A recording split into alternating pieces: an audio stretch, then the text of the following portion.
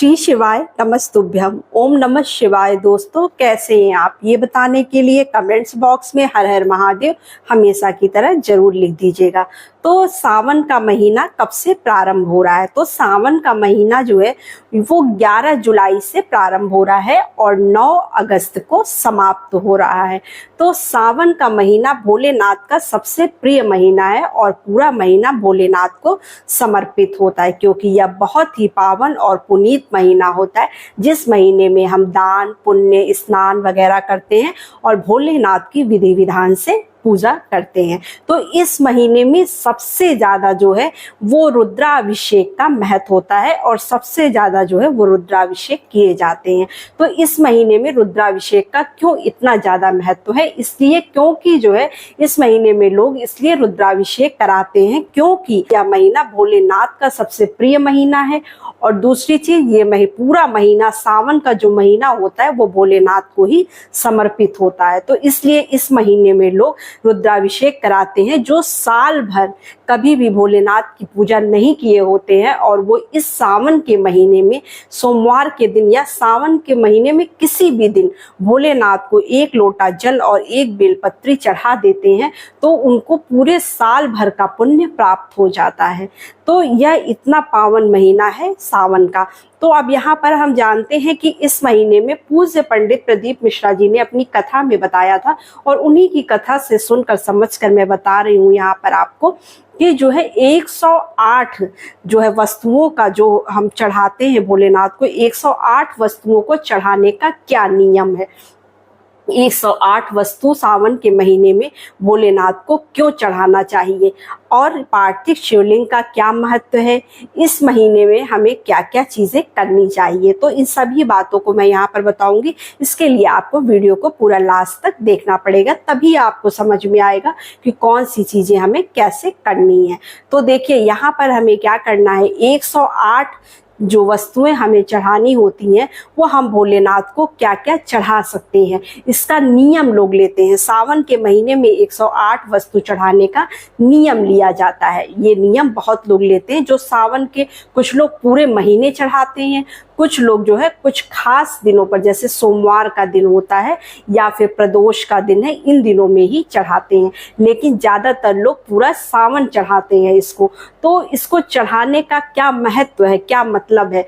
भोलेनाथ के जो है वो 108 स्वरूप होते हैं, और इससे क्या होता है कि जब हम भोलेनाथ को ये 108 वस्तुएं चढ़ाते हैं हर रोज सावन में, तो हम भोलेनाथ के 108 स्वरूपों की पूजा अर्चना कर लेते हैं, और इसका जो हमें पुण्य मिलता है वो कभी भी चिढ़ नहीं होता है। तो इसलिए हमें जो है ये 108 वस्तुओं का नियम लेना चाहिए। तो अब यहाँ पर मैं आपको पहले बता दूं कि वो 108 वस्तुएं कौन कौन सी हो सकती हैं। तो जो चीज भोलेनाथ को सबसे ज्यादा प्रिय है वो है बेलपत्री। आप बेलपत्र का नियम ले सकते हैं। 108 बेलपत्री, अच्छी बेलपत्रियां तोड़ लीजिए, उसको धुलकर भोलेनाथ को समर्पित कर दीजिए। एक एक बेलपत्री, 108 बेलपत्री आपको, अगर आप रोज का नियम ले रहे हैं तो रोज समर्पित करिए, वरना आप जो ये पहला और आखिरी सोमवार होता है और बीच में कुछ प्रदोष वगैरह जो खास दिन पड़ते हैं उस पर आप ये नियम कर सकते हैं। और आप क्या चढ़ा सकते हैं? सीजनल फल।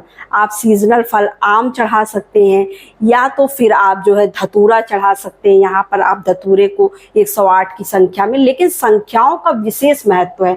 गुरुदेव ने बताया कि संख्याओं का विशेष महत्व, क्योंकि 108 स्वरूपों की आप यहाँ पर पूजा भगवान की कर रहे हैं। भोलेनाथ के 108 स्वरूपों का जो है आप पूजन कर रहे हैं, तो आपको इस तरह से जो है करना है। उसके बाद आप चावल का कर सकते हैं, क्योंकि चावल का बहुत लोग नियम लेते हैं सावन में। जो चावल का नियम होता है ये आसान भी होता है और सबसे आसान तरीके से आप इसको कर भी सकते हैं। तो देखिए, आप 108 चावल का नियम ले सकते हैं। 108 दाना आप चावल के निकाल लीजिए, उसको धुलकर स्वच्छ कर लीजिए, चावल को गिन लीजिए, क्योंकि संख्याओं का विशेष महत्व है यहाँ पर।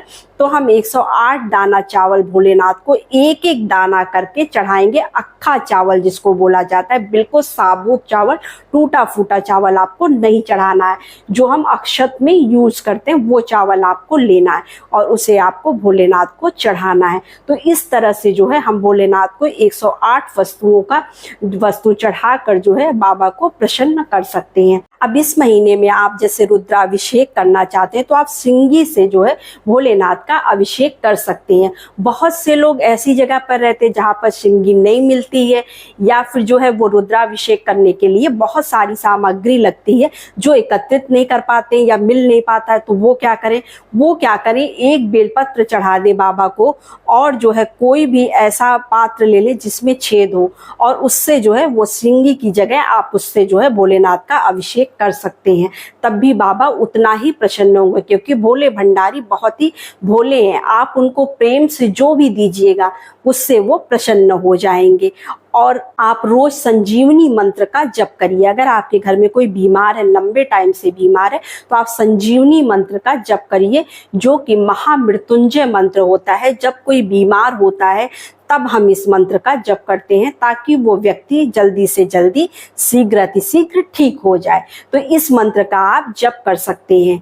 और मान लीजिए आप अगर सावन के महीने में संतान प्राप्ति चाहते हैं, बहुत से लोग होते हैं जिनकी इच्छा होती है कि हमारे भी एक संतान हो, वो संतान प्राप्ति चाहते हैं, तो वो इस नियम को, इस कार्य को जरूर करें। एक गाय का आपको कच्चा दूध चाहिए, लेकिन गाय आपको कैसी चाहिए, आपको सफेद गाय चाहिए।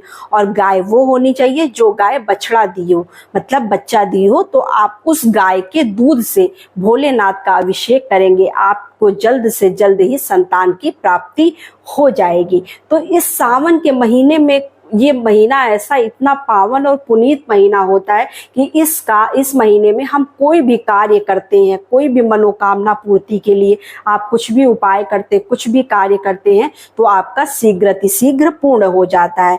इस महीने में आपको जो है वो भोलेनाथ के लिंगाष्टकम का जो है वो पाठ करना चाहिए। पूरे महीने अगर आप कर सकते हैं तो और अच्छा है, वरना आपको लिंगाष्टकम का पाठ जरूर करना चाहिए। इस पाठ को करने से आपके घर में सुख शांति समृद्धि बनी रहती है और भोलेनाथ की असीम कृपा आप पर बनी रहेगी। यहाँ पर मान लीजिए अगर आप जो है पार्थिव शिवलिंग बनाकर भोलेनाथ की पूजा करना चाहते हैं, बहुत लोग अपने घर में पार्थिव शिवलिंग बनाकर पूजा करना चाहते हैं, क्योंकि जो है वो किसी मनोकामना के लिए करना चाहते हैं। बहुत से लोग ऐसे होते हैं जिनकी कुछ मनोकामनाएं होती हैं जो बहुत लंबे टाइम से होती हैं और पूर्ण नहीं हो पाती हैं। तो गुरुदेव कहते हैं यहाँ पर कि आप अगर मनोकामना पूर्ति के लिए बाबा का वो शिवलिंग बनाकर पूजा करते हैं घर में, पार्थिव शिवलिंग, तो आपकी मनोकामना शीघ्र पूर्ण हो जाती है। तो आप इस तरह से जो है पार्थिव शिवलिंग बनाकर भी पूजा कर सकते हैं। तो बस यही छोटी सी वीडियो थी, छोटी सी जानकारी थी। वीडियो अच्छी लगे तो चैनल को लाइक सब्सक्राइब जरूर कर लीजिए। तो नमस्ते फ्रेंड्स, ओम नमः शिवाय, हर हर महादेव।